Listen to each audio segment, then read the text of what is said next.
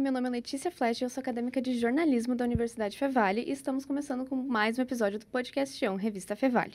Hoje estamos de volta com o quadro mensal do Podcast On, o PodSesmit, voltado para assuntos da saúde. E neste episódio vamos conversar sobre o Setembro Amarelo e eu estou aqui com o psicólogo da Medicina do Trabalho, Neymar Gil. Seja muito bem-vindo. Muito obrigado. Então, para começar, tu pode contar um pouquinho sobre a tua trajetória acadêmica e profissional? Minha trajetória acadêmica começou aqui, na Fevale, né? Me formei aqui na instituição, concluí em 2019, um pouquinho antes da pandemia, e comecei sempre com a intenção da psicologia clínica, né? De fazer atuação clínica. E de lá para cá, em função mesmo da pandemia, entendendo a necessidade de estender um pouco mais a atuação clínica, eu fui para a psicologia do trabalho, que já era uma vontade, um desejo. Iniciei minha especialização na psicologia do trabalho. Fui atuar dentro de instituições, né, dentro do SESI, né, então atuava dentro de empresas da indústria principalmente. E surgiu daí no ano passado, há um ano atrás, a oportunidade de vir para a Fevale, retornar como colaborador. Então, vim para dentro do SESMIT da Fevale fazer a atuação clínica e do trabalho também. Então, estou realizado agora. E a gente está no mês do Setembro Amarelo, então qual a importância da campanha para conscientização sobre a prevenção do suicídio e para incentivar o diálogo da saúde mental? Fundamental. A gente tem uma luta aí longa, né, uma luta árdua, porque desde 2015 que o Brasil fez parte da campanha, né, uma campanha a nível mundial. Desde 2003 ela existe, em 2015 incorporamos através da Associação Brasileira de Psiquiatria e do próprio Conselho Federal de Psiquiatria. E de lá para cá, mesmo incorporando, né, e a gente trazendo à tona o tema, que é um tema ainda muito tabu na nossa sociedade, a gente acaba percebendo que os dados foram piorando, né? E a gente, em vez de melhorar, conforme ampliava a informação e o acesso, a gente foi vendo que restringimos muito o acesso à saúde mental, principalmente, e que nesse meio tempo a própria pandemia, né, nos trouxe pioras bem significativas, né? Então tínhamos dados que já não eram muito bons até 2019, e de 2019 a 2023 a gente percebe 68% de aumento, por exemplo, de casos de suicídio no mundo, e no Brasil isso ainda é um pouco pior, né? A gente já está falando aí de 703 mil casos, né, de suicídio ao ano no mundo, e o Brasil ele tem acompanhado esse ritmo, né? E aí, como os números não nos ajudam muito, a nossa realidade Rio Grande do Sul é ainda pior, né? Porque nós já somos o estado que mais temos indicadores aí de óbitos por suicídio e tentativas também, né? E isso é uma consequência também de uma série de outras questões, né? Então, quando a gente não dá acesso à saúde mental de alguma forma, a gente percebe que os dados, por exemplo, de ansiedades, de outras patologias associadas, né? Ansiedade, depressão, isso tudo vai agravando ainda mais esse quadro até chegar aos casos extremos aí de suicídio, né? E quais são os principais fatores de risco que podem levar uma pessoa a cometer o suicídio? São muitos, tá? São fatores, a gente diz que é multifatorial, né? Então, sendo multifatorial, a gente tem as questões econômicas como sendo um fator bem importante, inclusive por isso, desde 2020, em função da pandemia, a gente percebe esse aumento. A gente tem questões políticas, né? E aí esse acirramento político, essa polarização agravou demais, né, essas questões, e aí tanto para um lado quanto para outro, né? A gente percebe que isso, tanto em 2018 quanto agora em 2022, a gente teve essas movimentações e isso fez com que muita gente chegasse aos seus níveis profundos de tristeza e aí culminando com o suicídio. E a gente tem aí as questões de trabalho, né? Que também associadas aí à pandemia e a uma piora das questões econômicas, né? Mundiais, que realmente isso traz né? Reflete diretamente, né? Esse resultado. Então, a gente teve em 2023 um resultado da indústria, porque a indústria, ela, por incrível que pareça, diferente do comércio e de outras áreas que acabaram fechando na pandemia, a indústria não parou. E aí a gente percebeu um efeito rebote, porque foram os melhores anos, né, de 2020 a 2022, resultados positivos para a indústria como um todo, principalmente a indústria nacional. Mas aí a gente percebe um efeito rebote nas pessoas, emocionalmente, né? Porque elas se dão conta de que poderiam ter morrido, né, de Covid, poderiam ter sofrido pelas consequências da restrição social, né? Por uma série de coisas. O próprio medo de morrer, né? O risco da contaminação, o medo de pegar a Covid, isso tudo foram fatores que motivaram esse aumento, né, dos processos depressivos e automaticamente do suicídio. E aí, de lá para cá, a gente começou a perceber que outros setores começaram a ser influenciados, né? Então, no estado, a gente tem uma divisão, inclusive, por micro-regiões, né? E a nossa micro-região é a pior de todas, né? Ela vem lá de Arroio do Meio até passando por Lajeado, passando por Triunfo, né? E aí vem vindo ali Montenegro, Nova Santa Rita, Canoas e um pedacinho aqui da região metropolitana, né? Do Vale dos Sinos, no caso. Então, essa micro-região, que ela é muito característica de ser industrializada, é a região que mais sofreu esse efeito rebote, esse aumento, né? Então, a gente vai percebendo que a primeira é a de Caxias, a segunda é a nossa. Então, são duas regiões em que realmente são muito industrializadas. E o perfil também, né, de pessoas que começaram a cometer suicídio mudou muito, né? Então, é uma população economicamente ativa, é uma população de 19 a 45 anos, tá? Então, somos praticamente nós, né? Sofrendo coisas que antes a gente percebia que era uma população muito infantil, né? De 5 até 14 e depois 60 a mais. E a gente entendia que era muito em função da perda da função social, né? Dos 60 a mais, conforme iam se aposentando e sentindo ficar um pouco de lado, aquém da sociedade. E as crianças que já vinham manifestando isso há bastante tempo, né? As automutilações que a gente ia percebendo, né? Os cortes e tal. Então, o perfil mudou bastante, assim, severamente depois de 2020, né? E quais são os sinais de alertas que os familiares e os amigos podem observar para identificar quando alguém está precisando de ajuda? Este é difícil, mas vamos lá. Tem, obviamente, né? A gente tem os sinais clássicos de uma depressão atípica, né? A depressão típica, ela é aquela que a gente está mais acostumado, aquela depressão em que eventualmente um parente, um amigo, a gente já presenciou, ou até mesmo, muitas vezes nós, em que a gente perde o desejo por muitas coisas, o interesse por uma atividade física, o trabalho a gente começa a perceber. Primeiro começam os pequenos atrasos, começam as faltas, né? Faltas não justificadas muitas vezes, né? E daí a gente vai vendo, avançando isso a outros níveis, né? Até a gente de fato ver a pessoa não ter mais vontade de comer, não ter mais vontade de tomar banho, né? Aquela depressão literalmente bem típica, né? Da pessoa decair total e perder as funções sociais e relacionamentos.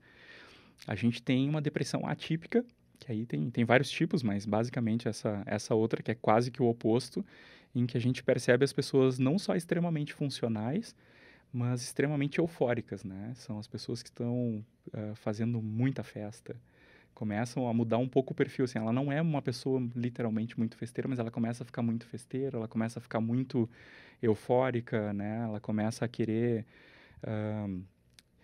não é uma pessoa muito de contar piadas, ela começa a contar piadas, ela começa a ser muito né, engraçada no ambiente de trabalho, então a gente começa a perceber pequenas modificações, começa sensível e isso também esconde alguma coisa, né? Então essa depressão atípica diferente é a que mais nos assusta porque é a que mais a gente vem percebido, né? São as que eventualmente quando a gente percebe um relato próximo ou presencia um velório, que as pessoas se assustam e dizem, nossa, mas fulano estava ontem mesmo, né? Super feliz, contando, voltou de viagem, né? A gente está mais acostumado com aquela típica, né? Então, essa outra eufórica, ela também é preocupante, né? Porque toda mudança de comportamento, né? A gente sempre falava que a gente estava mais acostumado às mudanças, por exemplo, perda de sono, né? Perda de apetite, e a gente já está falando em ganho de sono, em ganho de apetite, em ganho de humor, né? Então, não só as perdas, não só as ausências, né, de alguma vontade, mas também o ganho excessivo nos traz alguns alertas. Tá? No dia a dia seria isso, né? O horário, os compromissos sociais que as pessoas deixam de cumprir, e aí também essas modificações que dentro de um padrão, né? Se não é uma pessoa muito sociável, começa a ficar muito sociável, começa a fazer muita amizade fácil, né? Então, assim, óbvio que isso é legal, mas ao mesmo tempo pode estar escondendo uma depressão, né? Pode estar escondendo uma dor mais profunda. E aí, quanto mais jovem, a gente percebe outras modificações, né? Então, quando não está muito dentro dessa autonomia econômica, o adolescente, né, em fase escolar, a gente percebe as automutilações, a gente percebe a mudança de comportamento no isolamento social, né, que também é um pouco complicado, porque é o natural, o adolescente já se enclausura em quartos, né, tá buscando sua individualidade, sua subjetividade, e aí é difícil tu entender qual é o nível do quanto que isso é adolescente e é a saudável da adolescência e o quanto que isso daqui a pouco pode estar escondendo de um processo depressivo. Mas é sempre importante os pais estarem, né, próximos, participarem ativamente, tentar conversar o mais próximo possível, né? Não é ser o amigão, é ser pai, né? É estar ali para poder ser apoio sempre que necessário. Sim. E qual é o papel dos profissionais da saúde na prevenção e identificação precoce, né, dos casos de depressão e risco de suicídio? É um papel crucial, né? Porque como qualquer outro diagnóstico, como qualquer outra patologia, quanto mais precoce for a identificação, mais fácil e menos sequelas a gente pode ter, né?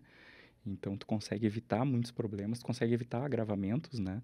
Então, a psicoterapia hoje, sozinha, dependendo do caso, ela não vai funcionar, né? A gente precisa daqui a pouco de um acolhimento médico, clínico, para ter também a introdução da interação medicamentosa. Então, é importante também que a gente rompa aquelas barreiras do preconceito o psicólogo é para casos mais leves, o psiquiatra é para casos mais graves, né? Não, como a gente tem uma questão de ato, né, de algumas profissões terem exclusividade em alguns atos. Aqui a interação medicamentosa no Brasil é exclusividade clínica médica, então é importante que vá um psiquiatra para fazer essa análise da necessidade da medicação.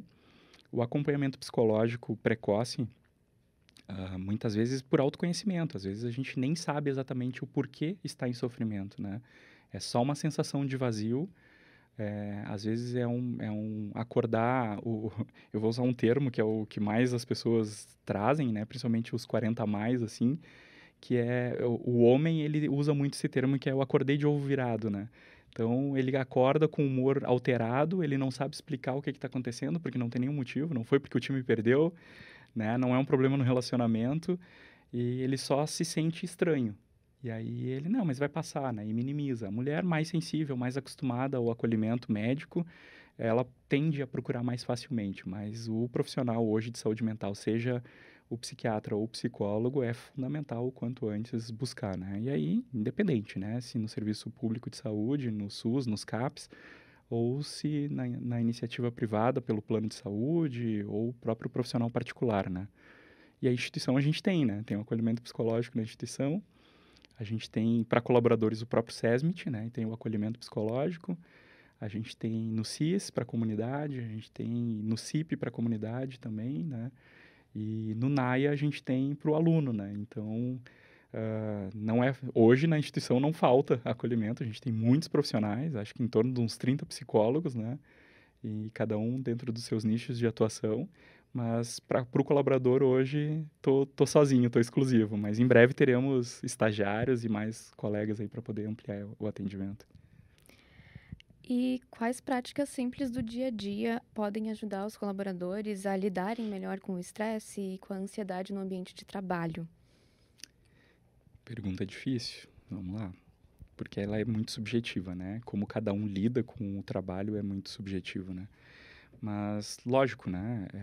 O trabalho é mais uma função na vida da gente. Ele não traduz quem nós somos, né? A gente veio de uma formação onde o trabalho significava a gente. A gente dizia que eu era o Neymar da Fevale. Então, o sobrenome era a instituição ao qual tu trabalha, né?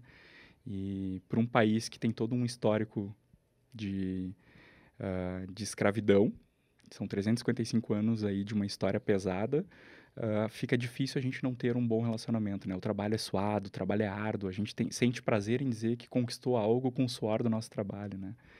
Então, quão mais leve for a tua prestação, né, do teu trabalho, quão mais realizado tu conseguir te encontrar dentro daquilo que tu tá te propondo a fazer, por mais que não seja ainda a tua atividade que tu sonha tanto, mas fazer daquilo, já que é o meu trampolim, é o meu estágio, né, é o meu momento de aprender, é o meu momento de me formar e me trazer mais elementos para essa minha formação, então eu vou tentar transformar aquelas minhas 6, 8 horas nas melhores horas do meu dia, porque a gente fica aqui as melhores horas de um dia dos melhores anos de uma vida, né? Então, que a gente consiga também ter essa responsabilidade de deixar mais leve. A gente tem a oportunidade de trabalhar numa instituição que não nos cobra, como uma instituição financeira, que tu tem altos indicadores de cobrança, o comércio, a indústria como um todo, né? Então, nós na instituição temos pouquíssimos indicadores de cobrança diariamente ali para que se a gente não cumpre, alguém na instituição vem dizer, fulano, tu não cumpriu, né? Então, isso por si só já nos deixa um trabalho mais leve, né? Então, absorver que também não tem ninguém nos cobrando é legal, né? Entender que a gente está num lugar que nos permite circular, caminhar, que a gente não tem a necessidade de estar prostrado num posto de trabalho, isso nos deixa muito mais tranquilo, né? E a Fevale tem essa cara de cidade de interior, todo mundo conhece todo mundo, é uma galera que tem um perfil de colaborador de muito tempo de casa e uma percepção de pertencimento, né? E isso facilita para quem está chegando poder perceber que sim, eu não preciso ter que fazer grandes entregas, né? A grande entrega é entregar com qualidade e se sentir feliz naquilo que tu está fazendo, né? Então, se pudéssemos ter, as pausas é fundamental, tá? Uma indicação clínica. Então, fazer pausas a cada hora, né? Conversar, levantar, pegar um café, isso ajuda muito a gente a dar uma relaxada, né? Na mente. Ambientes onde a gente possa ampliar um pouco o horizonte, porque a gente fica, às vezes, em ambientes mais fechados, né? Então, fazer essas pausas, dar uma volta, ampliar um pouco o horizonte, ajuda muito. Atividade física, a gente bate, o pessoal acha que a gente está vendendo, né? Parceria com as academias, mas a atividade física substitui muitas medicações, né? Tu só consegue produzir hormônios de prazer movimentando o corpo. E aí eu vou brincar, como eu sempre brinco com as pessoas, que é, tu só tem duas formas de movimentar o teu corpo e fazer tu produzir hormônios de prazer para poder substituir eventualmente, né? Em alguns casos realmente precisa da medicação, que é atividade física e atividade sexual, né? Como a gente não fica 8 horas, né? Praticando atividade física, mal fica 1 hora em atividade física, né? Tu imagina em atividade sexual. Então, é importante que a gente se permita levar a vida de um jeito mais leve, praticar atividade física, se hidratar, comer bem, dormir bem. Isso tudo facilita muito para que a gente tenha fisicamente, fisiologicamente, uma captação de hormônios de prazer, né? Não adianta só produzir, a gente tem que ter a capacidade de captar. Então, não adianta produzir ocitocina, adrenalina, a própria serotonina, se tu não tem capacidade de captar ela no teu organismo para tu poder sentir ela, né? Então, as medicações, elas substituem quimicamente, ela induz e capta quimicamente, mas a gente tem coisas na vida que fazem com que a gente tenha esse prazer, né? Sentar num sol no inverno e comer uma bergamota é uma atividade muito nossa aqui do Sul, né? Então, fazer uma pausa dessa no local de trabalho é fundamental, né? A atividade física como um todo, né? Independente de qual seja, né? Não existe atividades que sejam mais benéficas, né? Então, assim, qualquer atividade que te gere prazer, ela vai ser muito bem-vinda, seja de uma academia, uma musculação, a uma atividade cardio, né? Correr, caminhar, enfim. E o suicídio, ele não impacta apenas quem parte, mas também as pessoas ao seu redor. Então, como acolher melhor os familiares e amigos que perderam alguém dessa forma e ajudando, assim, a romper o tabu e o estigma que se tem ainda em relação a isso? Então, a gente sabe o quanto que um paciente psiquiátrico numa família, ele consome, né? Uma energia, um tempo, desgasta muito, corrói um relacionamento, né? Porque a gente quase não tem a cultura do cuidado psiquiátrico com a pessoa e realmente esse suporte ampliado à família ainda é muito pequeno. Obviamente, qualquer familiar de uma pessoa com depressão e ansiedade nem tanto, mas dependendo do nível da ansiedade, a gente passaria a entender da importância de um parceiro, parceira, né, o cônjuge ali, também fazer um acompanhamento, também estar, né, nesse processo de acompanhamento. Depressão total. Depressão, aí a gente tem todo o entendimento de que quem está no entorno, seja pai e mãe, se já não é mais residente junto com os pais, sendo um cônjuge, a importância de estar em acompanhamento também. Hoje a gente tem oficial, que nem é uma instituição de saúde mental, mas é alguém que faz um papel importantíssimo para nós hoje, que é o CVV, né? O Centro de Valorização à Vida, que tem, inclusive, em Novo Hamburgo, um projeto, se eu não me engano, se eu não estou, né, errando aqui na informação, de que iniciou o projeto piloto a nível Brasil aqui em Novo Hamburgo com o Grupo de Apoio a Sobreviventes do Suicídio, né, o GAS. E justamente por entender que não adianta tu tratar a pessoa porque ela vai reincidir, né? Provavelmente um paciente suicida, se ele não tiver com uma boa rede de apoio e não tiver medicado e tratado, ele vai acabar reincidindo em algum outro momento. Então, ter esse grupo de apoio também às famílias, extensivo às famílias, ajuda muito. Porque às vezes a gente, né, olha o núcleo familiar e a família minimiza, acha que é mimimi, acha que está se vitimizando, ou então culpabiliza ainda a própria pessoa que tentou, né?